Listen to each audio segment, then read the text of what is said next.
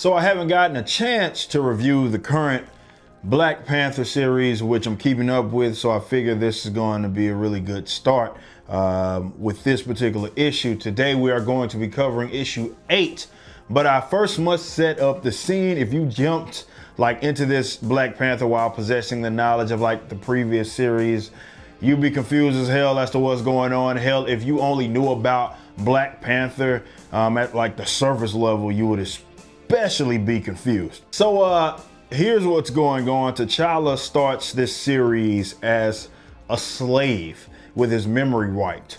These slaves are called the Nameless. He is helped in this sort of escape by a group known as the Maroons, who are rebels of this big empire. Among these rebels are Nakia and M'Baku.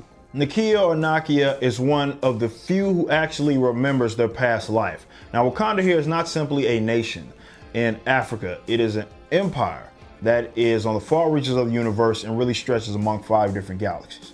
And the leader of this rebellious front, Nyami, ends up giving the Nameless T'Challa the name T'Challa, which is a very common name. However, she suspects that he may be the original Great T'Challa, considering how well he really handles himself naturally in battle. She tells Nakia of her suspicions, but she's shortly killed afterwards in this raid by the Empire in an earlier issue. Now, there's also this Black Panther-like ruthless leader of the Empire, whose name is none other than N'Jadaka, which is, of course, as you know him, as Killmonger. Think of it this way: 2,000 years ago, a bunch of Wakandans established a colony in space, and over the course of time, they started conquering galaxies, and here we are. They call the original Wakanda Prime Wakanda, or Wakanda Prime. So by issue 5, the story advances 5 years beyond the death of Nyami, and now M'Baku is the leader of the Maroon, which again is that rebellious front. Now, T'Challa only knows, as far as his memory and in his dreams, this girl keeps popping up. Now, Nakia finally gives T'Challa this disc with a message from the old leader, Nyami, in which she basically states that she suspects this leader to be Hadar Yao. That's the woman that's in his dreams, and of course he is the original T'Challa. So they finally decide after that it's time to start fighting back again, as they've been basically in hiding for the last 5 years. Again, N'Jadaka is the leader, but it's important to mention that he has powers now. He's not just a regular man, because he is the host of the Klyntar, which is a symbiote like Venom, and he even tricks the Wakandan god Bast into biting him, thus now becoming part of him. So Ta-Nehisi Coates is the writer of this here comic, and there's an actual artistic change by the 7th issue, if I'm not mistaken, which moves from Daniel Acuna to now Kev Walker. Personally, I am not the most fond of this change. Walker is not bad by any means, but Acuna's work was more intriguing to me for this version of Black Panther. Kev's is a more cartoony look, and obviously you can tell the difference with the art change.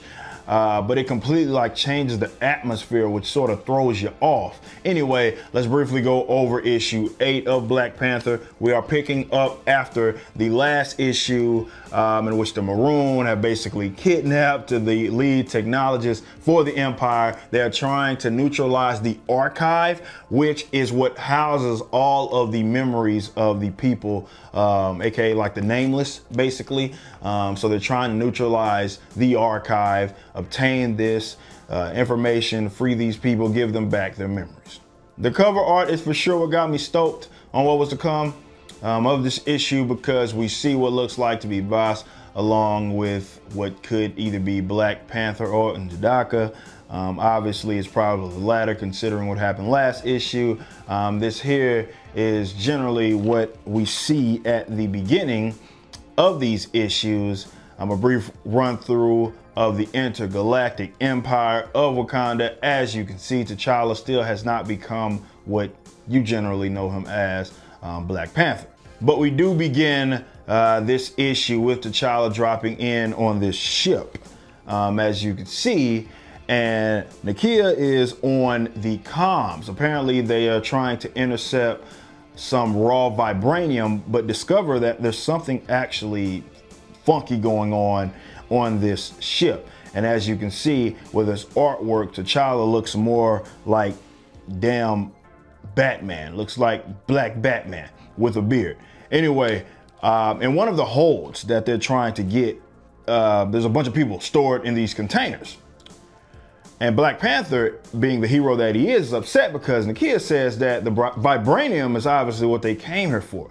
You can see this in the dialogue between them, the contrast between the two, as well as M'Baku, who actually claims that he is a bad soldier because he tends to go against orders. So Black Batman here overhears some soldiers abusing prisoners right here.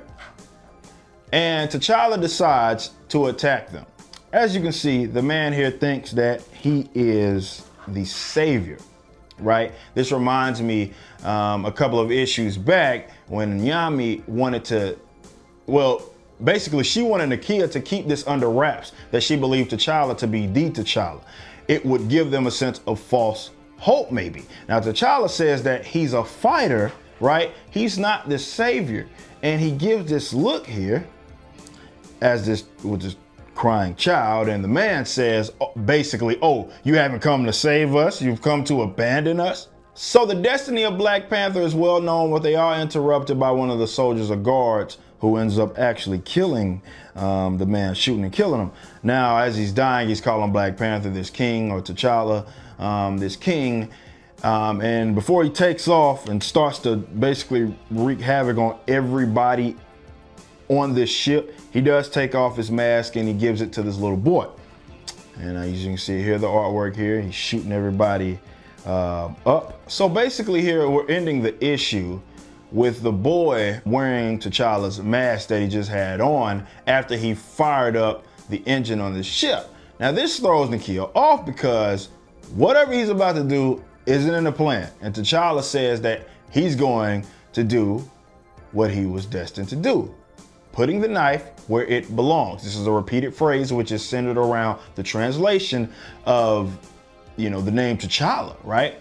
Which is why he's saying here, putting the knife where it belongs. You know, that's been repeated obviously throughout this entire comic. So clearly, this event did something to T'Challa and made him more ambitious as he is seemingly about to fulfill what many believe to be his destiny. So yeah, that's gonna wrap it up for issue 8 of Black Panther. If you're looking for a more, I guess a different Black Panther, a more bold, ambitious, just again, different, I recommend this. I've been keeping up with it, but I'm finally getting around to actually doing a video on this, starting with issue 8. But go check it out. I thoroughly enjoyed the writing. It's good. I'm intrigued by more so what's gonna happen, if at all, when T'Challa gets his memory back, as well as everybody else, this version of M'Baku or Nakia. We'll see. But anyway, that's gonna wrap it up. Until next time, man, y'all be easy.